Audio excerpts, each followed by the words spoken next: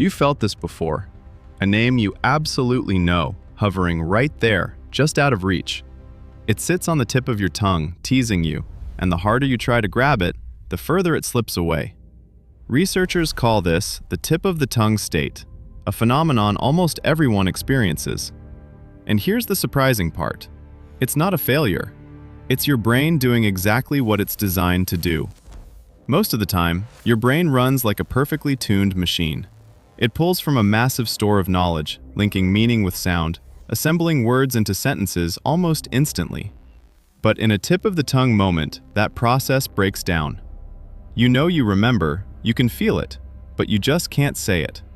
When this happens, it's not just your language centers at work. Another region in your brain lights up, the one responsible for detecting conflict. That's what creates that urgent, frustrating feeling, like standing in front of a locked door without the key. What's really happening behind the scenes is still not fully understood. It could be that the word you're searching for has been activated, but can't be fully retrieved. Or your brain might just be following clues, inferring that it knows the answer without fully accessing it. In reality, it's probably a mix of both. The way we organize language in our minds happens in layers. First comes meaning, then associations, and finally the sound of the word.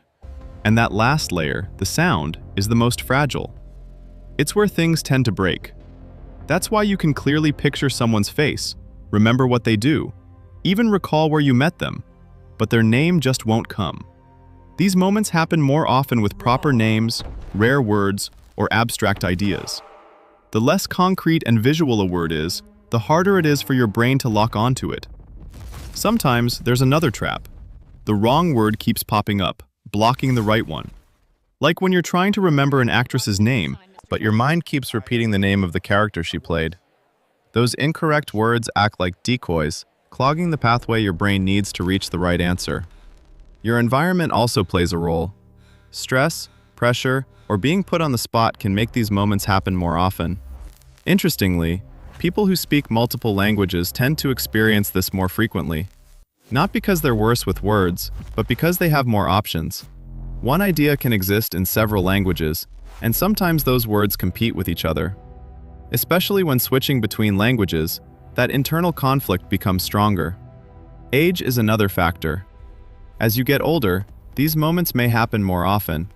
It could be due to slight changes in language-related brain areas, or simply because you have a much larger database to search through. But here's the most important part. This isn't your brain failing. In fact, it might be helping you. The word isn't gone. It's still there, just temporarily harder to reach. That feeling of, "it's right there," is what pushes you to keep searching. And the more you search, the more likely you are to find it. Studies show that when people enter a tip-of-the-tongue state, they actually spend more time and effort trying to recall the answer. And that's the key. One of the best ways to get unstuck is to follow the clues your brain gives you. Lean into associations, partial memories, even the first letter. If you're trying to recall the name of an ancient city famous for its hanging gardens, think about the 7 wonders of the ancient world. Run through the alphabet slowly. Sometimes, all it takes is one correct sound, and the entire word snaps back into place. Because in those moments, your brain isn't frozen. It's actively scanning, searching through everything you've ever stored, trying to reconnect the missing link. And the word you're looking for is still in there. You just need a little patience to reach it.